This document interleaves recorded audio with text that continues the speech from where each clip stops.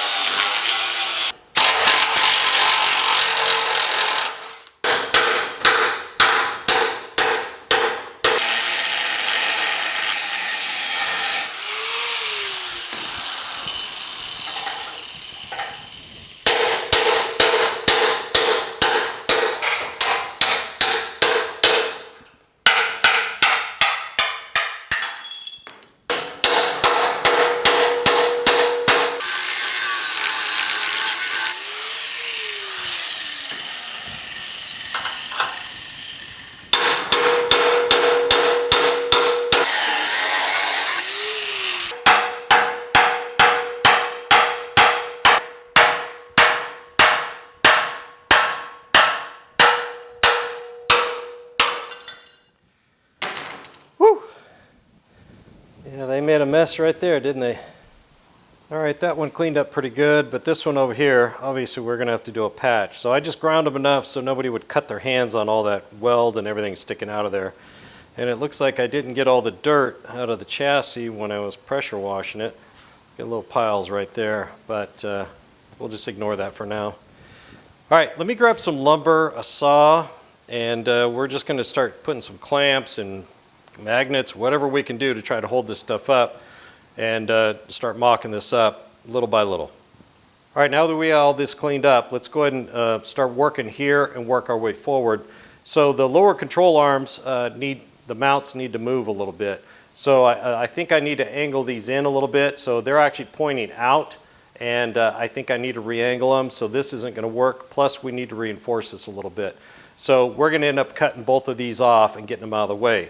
So imagine this piece of 2x4 is actually a piece of 2" by 4" by 1/2 wall rectangular tubing, and the frame height right here is 4 inches, so that'll match up perfectly.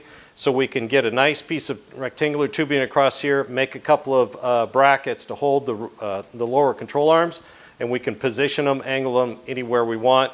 It makes it super simple. Obviously, the drive line comes right through here, so we're going to have to notch this for the drive line, and then we're going to have to notch it for the exhaust to come right through here and pass over the rear end in this general area. So it may have to come like this and turn and go over. We'll have to figure that out later, but we will need to notch this. So this 2x4 rectangular tubing will need some bracing and everything else. Now we need to reinforce this so it can handle some loads and help strengthen this. There's a lot of kits out there that kind of attach like a piece of DOM and it kind of runs back towards the front. I'm not entirely sure what that's supposed to do because it's got a bend in it, so any loads the bend will take the load. So let's back the camera away and I'll show you kind of what I'm thinking for the rest of this. All right, so obviously we're going to box this side frame in right here. I'm going to go and cut these pieces off and make this all one piece instead of putting two separate pieces and then welding it right there. My buddy has a 10-foot CNC table, so it's no big deal. That's about less than 47.5 inches, so it's just going to be one continuous piece, and we'll weld that on there and box it in. So this other piece you see laying in here, imagine that little piece of 1x2 is actually a piece of 1" by 3" by 1/2 wall rectangular tubing laid flat, okay? And so these trailing arms, upper and lower trailing arms, take a lot of push and pull load. So when you're under hard braking, it's trying to pull that way, right? When you're under hard acceleration, it's trying to push it, or vice versa. And they're in opposite loads, right? So we're going to have to notch this piece pretty good to get the pipes and the drive line through there. So if we attach a piece of 1x3 here and push it all the way up here and attach it up there, then that will help transfer a lot of that load from this little area across the whole chassis, which I think is a really good idea. The one problem is it's just not very far away from the frame. And some of the kits, this is what it does. It just does that right there. And then some of the other kits, it has a brace, I think, that braces it from this one to that one with some sort of pipe or something. So, to try to, help that from flexing. But I think this way is a much better way of going. Now, on some of the custom-built chassis I've seen, this is much farther over here, and they use it like to reinforce this because we're going to have to notch that pretty heavily to get everything through that area. So I kind of think that's the way to go, is to move that over and allow that to help, stiffen that whole thing up. So let me set that up real quick and I'll bring you back and we'll take a look at that. Okay, this is where I'm at right now. So imagine those being 1x3 laid flat, okay? So I've got the center line drawn right here. I've got the approximate location of the cross member. You can see that dashed line across there. And then you can see I've got it mocked up where the exhaust pipes could go. Now those exhaust pipe locations on the ground is basically the exhaust manifolds. So if they came straight down and straight back, that's where it would land. So nothing fancy or anything, just a little bit of bend in it, maybe to get around the bell housing. So that kind of gives me an idea, what I'm working with. So this comes out at an angle and then it goes straight back here. So obviously if this thing puts a load this way, it's going to try to bend up here. So what they've done, I've seen on that custom chassis, is they put a pretty good sized gusset right through here to keep that from twisting and pushing up on like that. So that's obviously something we can do. I have no idea how anything is going to fit. We'll obviously have to put the chassis up underneath the car and put it in place really on the body, and then start measuring some of the heights, how much room we have. Because obviously the pans drop down, for your feet, and then where the seats are a little bit higher. So we'll have to figure all that out, once we get this preliminary thing set up. Then we're going to probably have to move and get the chassis back underneath the body eventually. But so we're about 16 inches from here to the chassis edge. So I like that spacing. I think it gives me plenty of room to work in here. Now that one custom chassis, this angled piece right here, it comes way back over here. I mean, almost to here. So it goes like this at an angle. But what happens is it makes your cross member for your transmission attaching at an angle. So if you want an adjustable one, that could be a problem. Now, I don't plan on building an adjustable one.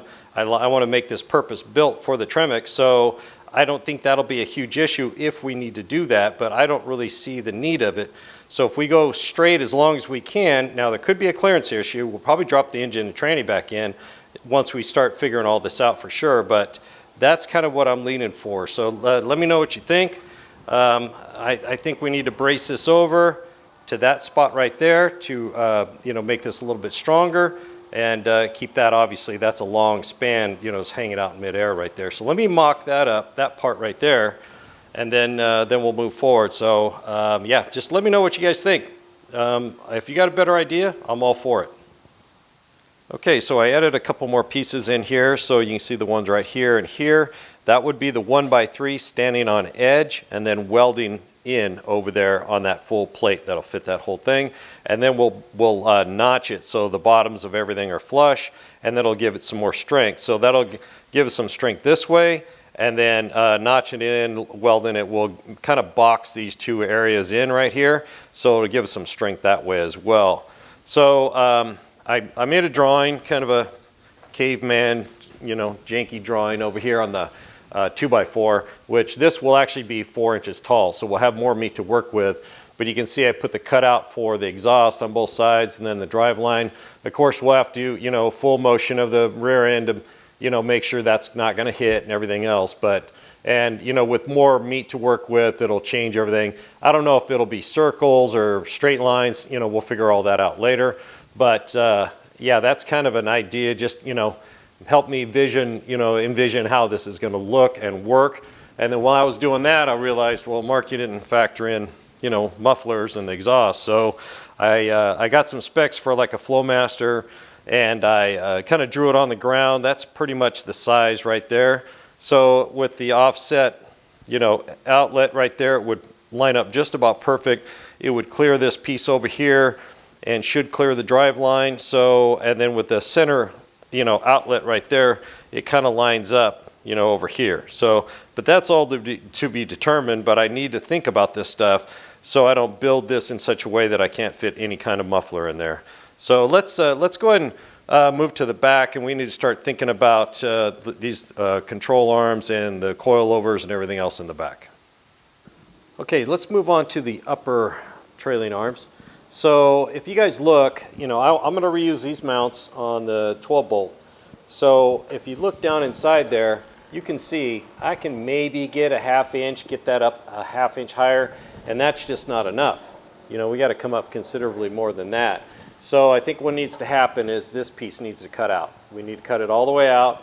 Now it does full weld the full thickness of the chassis, so it'll keep those frame rails from rolling over like that. So we'll make sure whatever we put in that it kind of duplicates that. But I'm pretty sure this needs to come out, and it'll just simplify this. I've got adjustable upper control arms here, so we can dial this in and out to get our drive line angle and the pinion angle and everything just right.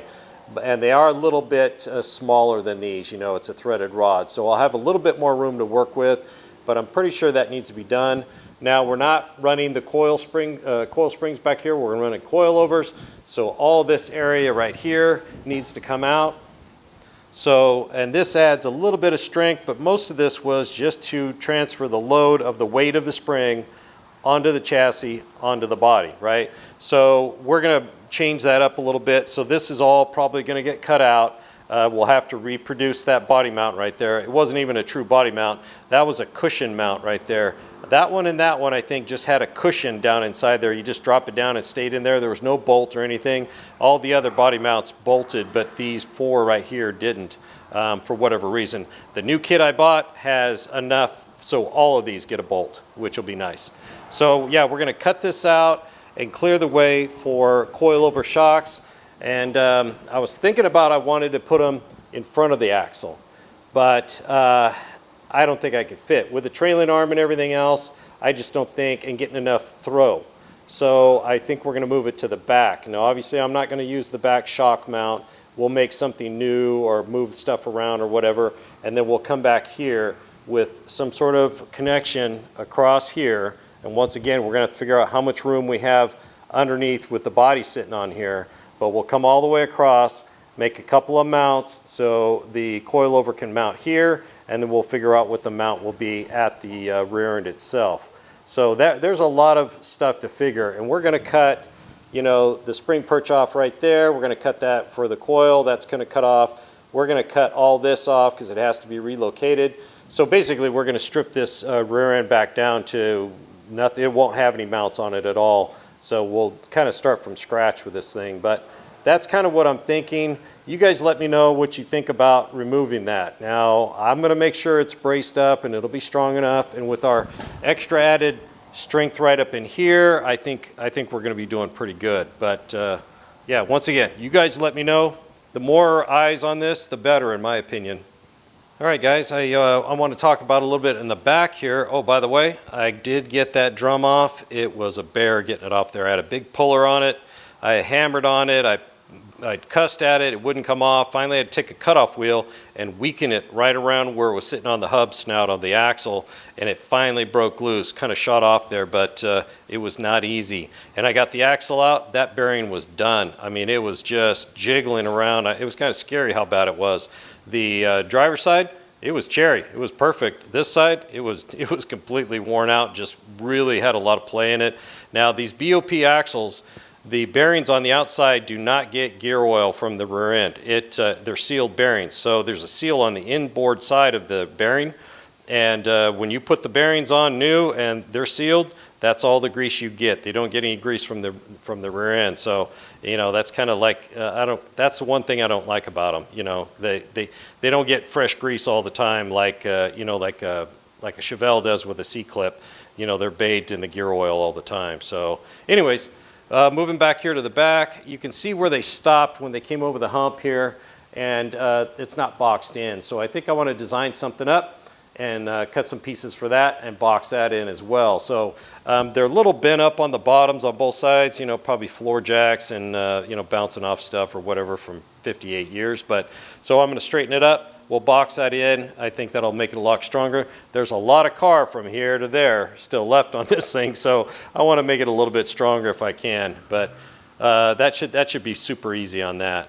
Now let's go ahead and move over back into the middle, and I want to talk about brake lines and fuel lines and battery cable. Okay, let's go over the battery cable first. So on a Pontiac, the starter is on the driver's side, and I'm going to be mounting the battery box in the trunk. So I imagine the cable's going to exit down over here, and what I'd like to do is put a piece of conduit or tubing in there, like 1-inch tubing, and run it down inside there before I box that in, and come it all the way over here and exit over here, kind of where that slot is or something, and just have it come out, weld it up nice and clean, deburr it, make it look pretty, and do the same thing on this end. That way all I have to do is shove the cable down through. It's not on the outside, you know, inside the frame here. It's actually inside the tube, running all the way. And then we just push the cable through there or pull it through or whatever, and then it comes back out the other side.